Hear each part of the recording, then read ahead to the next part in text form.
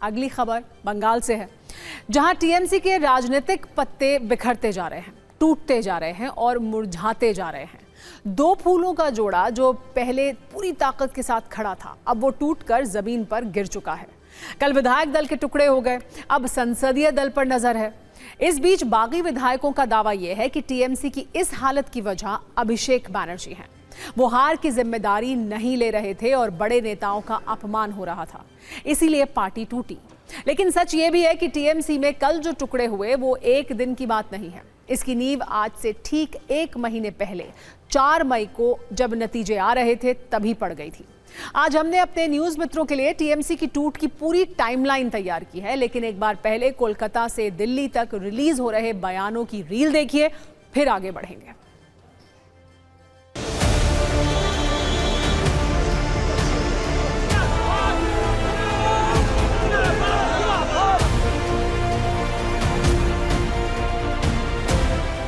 हमने कुछ मॉडल नहीं किया है। अगर टीएमसी, हम तो पहले से बोल चुके थे जिस दिन हारेगा पार्टी खत्म हो जाएगा।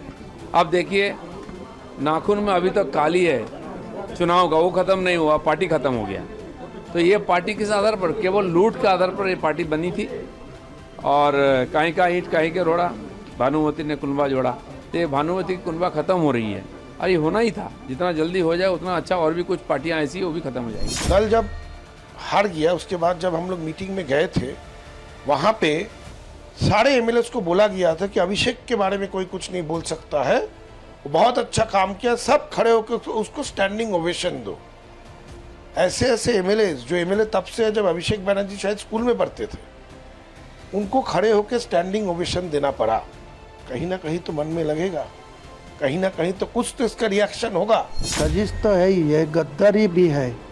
मेरा पास यही खबर है, जो 29 लोकसभा का जो मेंबर है अभिषेक को लेके, तो वो 20 असेंबली का पार्लियामेंट का सदस्य उनको खिलाफ जा रहा है। अगले दिन वेट कर लीजिए, कुछ समय वेट कर लीजिए, मालूम हो जाएगा। मतलब आप कहना चाह रहे हैं 20 सांसद जो है वो अभिषेक बैनर्जी के खिलाफ ऐसे ही करेंगे जैसा ऋतुपति ने किया है? हाँ, वही होगा। यही होना था, तृणमूल कांग्रेस का हाल यही होना था। सबको जानकारी मालूम होता, हम लोग को तो था ही जानकारी मालूम। जो हम लोग बहुत दिन से हम लोग राजनीति से जुड़े हुए, हम लोग जानते थे। ममता जी की पार्टी नहीं टूट रही है, ममता जी की पार्टी को तोड़ा जा रहा है। वो लड़का हमारे साथ राज्यसभा में था, उसमें इतनी हिम्मत नहीं है पार्टी तोड़ने की, मैंने देखा है। उसके पीछे अमित शाह और शुभेंदु अधिकारी, पैसे का खेल है। और जो विधायक टूट रहे हैं, जो आंकड़ा है, वो क्षमता तोड़ने की उस लड़के में नहीं है जो उनका नेता बन गया है। ये तृणमूल कांग्रेस का ही सिर्फ संकट नहीं है, ये देश के लोकतंत्र का संकट है, जहां विपक्ष भी सत्ता पक्ष को अपने जैसा चाहिए। और अब बात टीएमसी के ऑपरेशन क्राउन प्रिंस की, यानी अभिषेक बैनर्जी के टीएमसी पर कंट्रोल खत्म होने की। 4 मई के नतीजों के बाद टीएमसी के टूटने का खतरा नहीं था, लेकिन दिल्ली के बंग भवन में 22 मई को कथित रूप से एक हाई प्रोफाइल मुलाकात हुई। ये मुलाकात तृणमूल के बागी विधायक ऋतुव्रत बैनर्जी और मुख्यमंत्री शुभेंदु अधिकारी के बीच थी। इस कथित मुलाकात को संयोगवश मुलाकात का नाम दिया गया। यहीं से टीएमसी की टूट की नींव पड़ी और 58 विधायकों ने पार्टी के विधायक दल पर नियंत्रण स्थापित कर लिया। विधायकों ने ऋतुव्रत बैनर्जी को अपना नेता चुन लिया और विधानसभा अध्यक्ष से भी इसकी मान्यता हासिल कर ली। इस बगावत ने औपचारिक रूप से उस पार्टी में विभाजन की रेखा खींच दी, जिसकी स्थापना ममता बनर्जी ने 1 जनवरी 1998 को कांग्रेस से अलग होकर की थी। विद्रोह की टाइमलाइन को देख लें तो 4 मई को बीजेपी से बड़ी हार मिलने के बाद टीएमसी के भीतर कलेश शुरू हो गया। पार्टी के कुछ विधायकों को लगा कि पार्टी में अभिषेक बैनर्जी की ही चलती है। 6 मई की एक बैठक में ममता बनर्जी ने कथित तौर पर विधायकों से अभिषेक बैनर्जी का खड़े होकर अभिनंदन करने को कहा। 19 मई की बैठक में ऋतुव्रत बैनर्जी और संदीपन साहा ने फाल्टा में उम्मीदवारी वापस लेने वाले जहांगीर खान को एक्शन नहीं लेने पर सवाल उठाए। वरिष्ठ विधायक कुणाल घोष ने भी इसी तरह की चिंताएं जताई। हालांकि बाद में उन्होंने खुद को बागी खेमे से अलग कर लिया। 22 मई को ऋतुव्रत बैनर्जी राज्यसभा सदस्य के रूप में अपना कार्यकाल समाप्त होने के बाद की औपचारिकताएं पूरी करने के लिए 22 मई को दिल्ली गए। 22 मई को ही दिल्ली में दोपहर के भोजन के लिए बंग भवन पहुंचे, जहां उनकी मुलाकात मुख्यमंत्री शुभेंदु अधिकारी से हो गई। 25 मई को ऋतुव्रत बैनर्जी ने विधायकों के जाली हस्ताक्षर की शिकायत विधानसभा अध्यक्ष से की। 27 मई को जाली हस्ताक्षर की सीआईडी जांच शुरू हो गई। 30 मई को अभिषेक बैनर्जी पर सोनारपुर दौरे के दौरान भीड़ ने हमला कर दिया। 31 मई को ममता बनर्जी ने बैठक बुलाई, सिर्फ 20 विधायक पहुंचे। 3 जून को 58 विधायकों ने विधानसभा में अपना अलग नेता चुना। विधानसभा अध्यक्ष ने इस दावे को स्वीकार भी कर लिया और देखते ही देखते बागी खेमे के भीतर इस मुहिम को एक नाम भी मिल गया, ऑपरेशन क्राउन प्रिंस। कुल मिलाकर दिल्ली में शुरू हुई बगावत, जिसने हस्ताक्षर जालसाजी के आरोपों, संगठन के भीतर बढ़ते असंतोष और उत्तराधिकार की लड़ाई के सहारे रफ्तार पकड़ी थी, उसका अंतिम और निर्णायक अध्याय आखिरकार विधानसभा के भीतर ही लिखा गया। पश्चिम बंगाल की सियासत में तृणमूल कांग्रेस के भीतर जारी कलेश के बीच अब नजर सांसदों पर है कि क्या विधायक दल के बाद सांसद भी टूटेंगे। हाल ही में मुख्यमंत्री ममता बनर्जी के धरना कार्यक्रम में पार्टी के केवल 4 सांसद ही पहुंचे थे, जिससे संगठन के भीतर नए सवाल खड़े हो गए हैं। धरने में शामिल होने वाले सांसदों में राज्यसभा से डेरेक ओब्रायन और डोला सेन, जबकि लोकसभा से कल्याण बनर्जी और माला रॉय शामिल थी। पार्टी के बड़े संसदीय दल की तुलना में ये संख्या काफी कम मानी जा रही है। वहीं धरना स्थल पर पार्टी के 7 विधायक मौजूद रहे। इनमें फिरहाद हकीम, कुणाल घोष, असीमा पात्रा, अशोक देव, नयना बंदोपाध्याय, मदन मित्रा और सोवन देव चट्टोपाध्याय शामिल थे। पार्टी के भीतर विधायकों की नाराजगी और बागी तेवरों की खबरों के बीच सांसदों की सीमित मौजूदगी ने राजनीतिक कॉरिडोर में चर्चा बढ़ा दी है। हालांकि तृणमूल कांग्रेस अभी चुप है। कुल मिलाकर चुनावी नतीजों ने टीएमसी के सियासी नाखून उखाड़ दिए हैं, इसीलिए वो घायल तो है लेकिन घातक नहीं है। ममता बनर्जी के साथ राजनीतिक त्रासदी हो गई है। जो पार्टी उन्होंने 28 वर्ष पहले बनाई थी, अब वो पार्टी उनसे छिन सकती है। आज बंगाल विधानसभा के सचिवालय में इसका ट्रेलर दिख गया। अब पिक्चर रिलीज होना बाकी है। आज से ठीक 1 महीने पहले 3 मई को, यानी नतीजों से 1 दिन पहले, ममता बनर्जी बंगाल में जीत और सरकार बनाने का दावा कर रही थी। आज 1 महीने बाद स्थिति यह है कि अब वो पार्टी बचाने की कोशिश कर रही हैं, लेकिन उनके हाथ में अब बहुत कंट्रोल है नहीं। सिर्फ 1 महीने में टीएमसी की सत्ता से आउट होने और बिखरने पर हमने एक राजनीतिक कुंजी तैयार की है, जिसकी शुरुआत आज कुछ नतीजे बदलने वाली तस्वीरों से आइए करते हैं। ये तस्वीर उस वक्त की है जब टीएमसी के बागी विधायक स्पीकर रतिंद्र बोस से मिलने पहुंचे। उस वक्त इस कक्ष में करीब 58 विधायक मौजूद थे, जिन्होंने पार्टी से निकाले जा चुके ऋतुव्रत बनर्जी को नेता विपक्ष चुनने के लिए समर्थन पत्र सौंपा। सूत्रों के अनुसार ऋतुव्रत बनर्जी के समर्थन वाली इस चिट्ठी में 58 विधायकों के हस्ताक्षर हैं। ऋतुव्रत बनर्जी को विपक्ष का नेता और अखरुद्दीन को मुख्य सचेतक बनाए जाने के लिए कहा गया, जबकि जावेद खान, संदीपन साहा और शिवली साहा को उपनेता बनाने का पत्र सौंपा गया। खास बात यह है कि विधानसभा अध्यक्ष को सौंपे गए पत्र में तृणमूल प्रमुख ममता बनर्जी को अपनी चेयरपर्सन बताया गया है। इससे अब तक संकेत ये मिल रहे हैं कि अभी बागियों का विद्रोह ममता बनर्जी के खिलाफ नहीं है, बल्कि शोभन देव चट्टोपाध्याय को नेता विपक्ष बनाने के खिलाफ है। इसलिए उन्होंने शोभन देव चट्टोपाध्याय की जगह अपना नया एलओपी चुन लिया, जिसे स्पीकर ने स्वीकार भी कर लिया और ऋतुव्रत बनर्जी को नेता विपक्ष घोषित कर दिया। ऋतुव्रत बनर्जी को नेता प्रतिपक्ष का कमरा भी आवंटित कर दिया गया है। नेता प्रतिपक्ष बनने के बाद ऋतुव्रत बनर्जी ने दावा किया कि वो जिसका प्रतिनिधित्व करते हैं वो ही असली तृणमूल है। ममता बनर्जी टीएमसी की सलाहकार बनी रहे, लेकिन अभिषेक बनर्जी की पार्टी में कोई भूमिका नहीं रहेगी। उनके साथ हमारी पार्टी का कोई संबंध ही नहीं है। अभिषेक बनर्जी का कोई भूमिका ही नहीं रहेगी, उनका साथ ये हमारा लेजिस्लेटिव पार्टी का कोई संबंध ही नहीं है। उनके साथ आवाम का भी कोई संबंध नहीं है, दूर दूर तक बंगाल का आवाम का कोई संबंध नहीं है। अगर संबंध होता तो 26 दिन छुपे नहीं रहते थे, निकल कर आते थे। जैसे चोरों को पीटा जाता है ऐसा पीटा गया।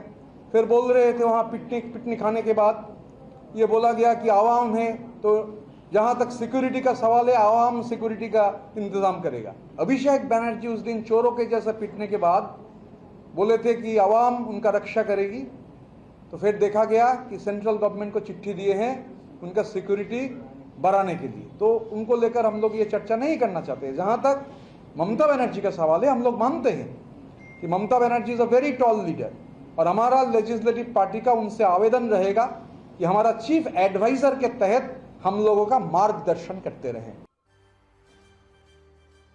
विधायकों की बगावत के बीच तृणमूल कांग्रेस ने पश्चिम बंगाल में अपनी सभी संगठनात्मक समितियों और अग्रिम संगठनों को तत्काल प्रभाव से भंग कर दिया है। पार्टी ने कहा कि संगठन के हर स्तर पर आत्ममंथन, प्रदर्शन, समीक्षा और व्यापक मूल्यांकन किया जाएगा, जिसके बाद नए सिरे से संगठन का पुनर्गठन होगा। अब सवाल यह है कि क्या ममता बनर्जी की पार्टी टूट जाएगी? क्या विधायकों के विद्रोह से ममता बनर्जी का पार्टी पर कंट्रोल खत्म हो जाएगा? इसे आंकड़ों से समझने की जरूरत है। विधानसभा चुनाव में टीएमसी के 80 विधायक जीते थे। अलग गुट बनाने के लिए इन्हें नियमों के अनुसार कम से कम 2/3 यानी कि 53 विधायक चाहिए। इस गुट ने अपने समर्थन में 58 विधायकों के हस्ताक्षर का दावा किया है। यानी विधानसभा के अंदर तो ममता बनर्जी की बात नहीं चल पाई, लेकिन एक सच ये भी है कि बागियों ने अपनी चिट्ठी में ममता बनर्जी को अपना अध्यक्ष माना है। हालांकि तृणमूल नेतृत्व ने इस पूरी कवायद को विश्वासघात कहा है। पार्टी के वरिष्ठ विधायक कुणाल घोष ने कहा कि मतभेद संगठन के भीतर बातचीत से सुलझाए जा सकते थे, लेकिन पार्टी की पीठ में छुरा घोंपा गया।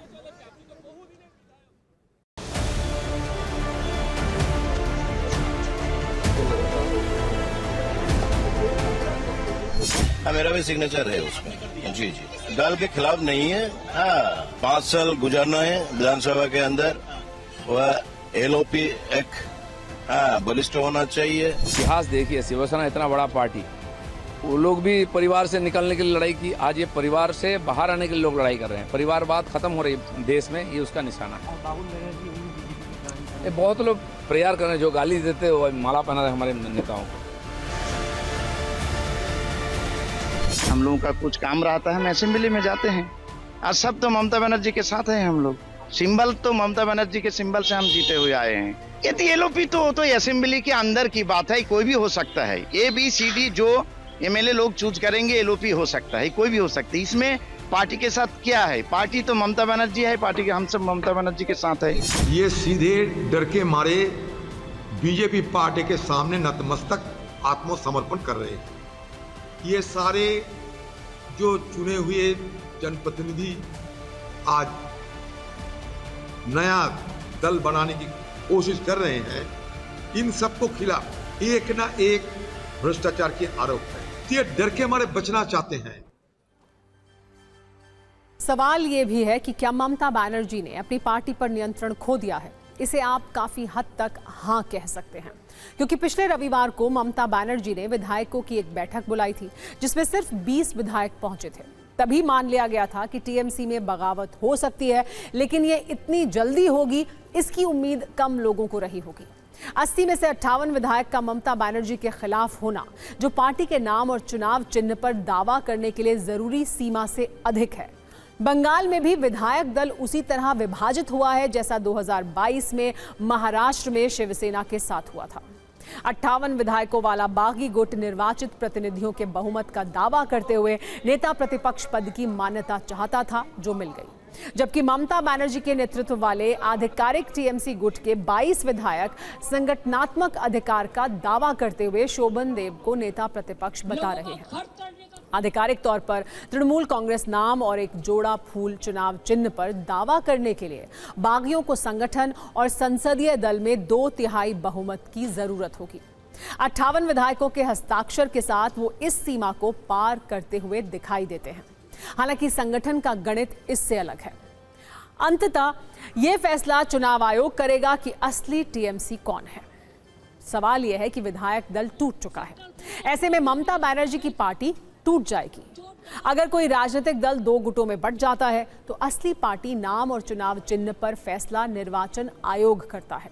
दावेदार गुट को यह साबित करना होता है कि उसके पास पार्टी के ज्यादा सांसद और विधायक हैं। इसके लिए सांसदों और विधायकों के हस्ताक्षर वाले समर्थन पत्र आयोग को दिए जाते हैं। दावेदार को यह भी दिखाना होता है कि पार्टी के ज्यादातर पदाधिकारी और संगठन उसके साथ हैं। राष्ट्रीय कार्यकारिणी, कोर कमेटी और अन्य प्रमुख नेताओं का समर्थन भी महत्वपूर्ण माना जाता है। अभी ममता बनर्जी की पार्टी का विधायक दल टूटा है, ना संसदीय दल टूटा है और ना ही पार्टी और संगठन में कोई टूट है। इस हिसाब से ममता के हाथ से पार्टी का निकलना इतना आसान नहीं है। वैसे शिवसेना के मामले में 2022 में विधायक दल और संसदीय दल में 2/3 बहुमत के आधार पर एकनाथ शिंदे गुट को चुनाव आयोग ने असली शिवसेना माना था। उन्हें चुनाव चिन्ह और पार्टी का नाम दे दिया था। उद्धव गुट ने सुप्रीम कोर्ट में यह दावा किया था कि एकनाथ शिंदे का संगठन में बहुमत नहीं है और ऐसे में उन्हें शिवसेना का सिंबल नहीं मिलना चाहिए। लेकिन सुप्रीम कोर्ट ने चुनाव आयोग के फैसले पर रोक नहीं लगाई थी। शिंदे गुट की तरह यह मामला भी कोर्ट में जा सकता है। यानी इस खबर में कई कानूनी एंगल अभी बचे हुए हैं।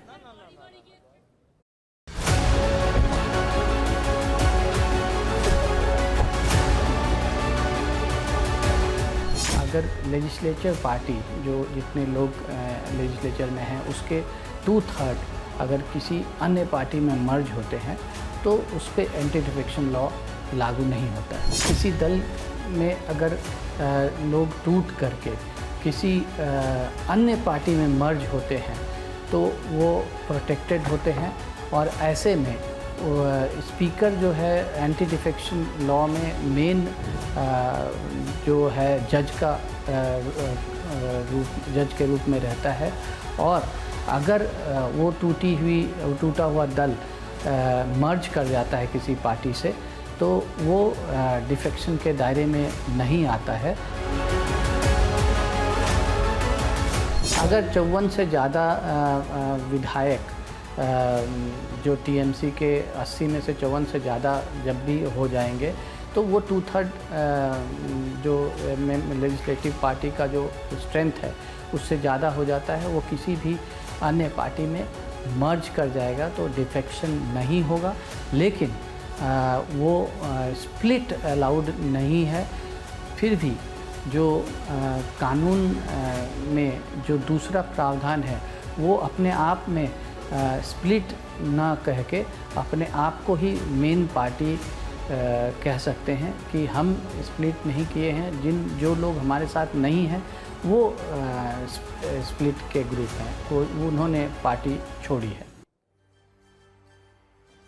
कुल मिलाकर ये कहा जा सकता है कि शिवसेना केस के बाद ये स्पष्ट हुआ कि यदि किसी दल के अधिकांश विधायक और सांसद किसी गुट के साथ चले जाते हैं तो निर्वाचन आयोग उसे बड़ा महत्व देता है। संगठनात्मक बहुमत महत्वपूर्ण है, लेकिन विधायी बहुमत भी निर्णायक भूमिका निभा सकता है। अंतिम फैसला निर्वाचन आयोग करता है और उसके फैसले की न्यायिक समीक्षा सुप्रीम कोर्ट में हो सकती है। इस मामले को संविधान की 10वीं अनुसूची के एंगल से देखने की भी जरूरत है, क्योंकि विधायक दल के टूटने से दल बदल कानून एक्टिवेट हो जाता है। भारतीय संविधान की 10वीं अनुसूची में दल बदल विरोधी कानून 1985 के तहत सदन के अध्यक्ष के पास दल बदल के मामलों में सदस्यों को अयोग्य घोषित करने की शक्ति है। 10वीं अनुसूची के पैराग्राफ 8 के तहत स्पीकर को दल बदल विरोधी प्रावधानों को लागू करने के लिए नियम और कार्यप्रणाली बनाने की शक्ति भी हासिल है, जिसमें यह कहा गया है कि अगर कोई विधायक दल टूटता है जिसके 2/3 विधायक किसी दूसरी पार्टी में शामिल होते हैं तो वो किसी अन्य दल में शामिल हो सकते हैं। उसे वैध विलय माना जाता है। लेकिन यह तय करने का अधिकार स्पीकर का है कि क्या यह विभाजन या विलय कानूनी शर्तों को पूरा करता है या नहीं। इस पर राजनीतिक प्रतिक्रिया भी आ रही है।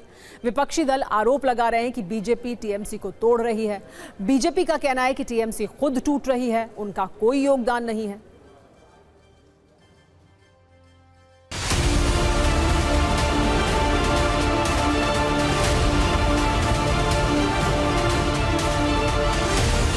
जो लोग ये कर रहे हैं वो कोई इंडिपेंडेंट कैंडिडेट नहीं था।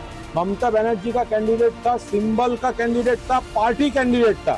एक्चुअली प्रॉब्लम किसका है? जो लोग उधर जा रहा है, साइन कर रहा है, उस एरिया का भाजपा का प्रॉब्लम है। क्योंकि ये लोग तो कुछ दिन बाद वहीं पर बीजेपी पॉलिटिक्स करना शुरू ना कर दे। ममता बनर्जी जिसने तृणमूल कांग्रेस को जन्म दिया, तृणमूल कांग्रेस का माँ जो है वही असली तृणमूल कांग्रेस। हम लोग को पता था कि ये तृणमूल ये नया सरकार होने के बाद इनका एग्जिस्टेंस नहीं रहेगा, लेकिन ये भी हम लोग को एक्सपेक्टेशन नहीं था कि इतना जल्दी तृणमूल कांग्रेस का माने टूटते ये अवस्था हो जाएगा कि ममता बनर्जी का हाथ में भी अभी तृणमूल कांग्रेस जा रहा है। अभी ममता बनर्जी भी शायद वो तृणमूल कांग्रेस का क्या बोले फाउंडर मेंबर भी नहीं रहेगा। जो महाराष्ट्र में हुआ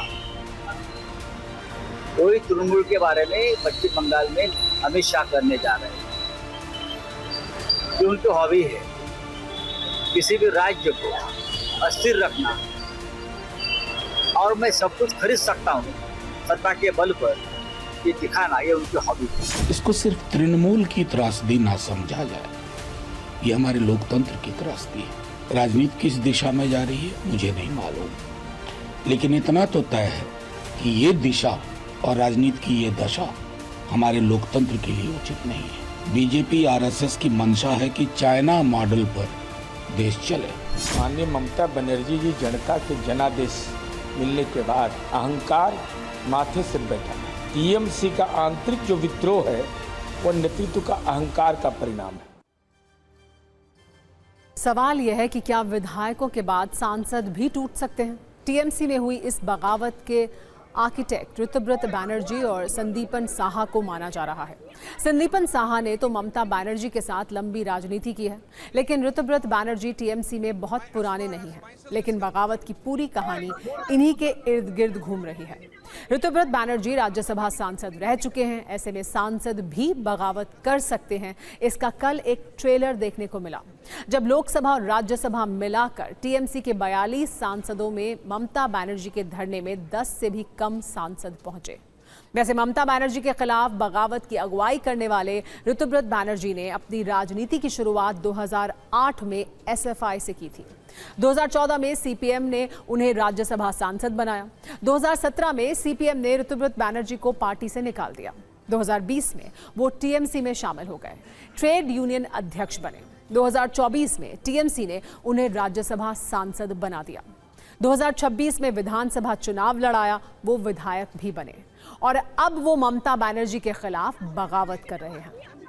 इस सब के बीच शिक्षक भर्ती घोटाले के मामले की जांच के लिए ईडी की टीम आज टीएमसी सांसद और ममता बनर्जी के भतीजे अभिषेक बनर्जी के कालीघाट स्थित आवास पर भी पहुंची। यानी राजनीतिक और कानूनी दोनों तरह से देखें तो अभिषेक बनर्जी की परेशानी बढ़ चुकी है।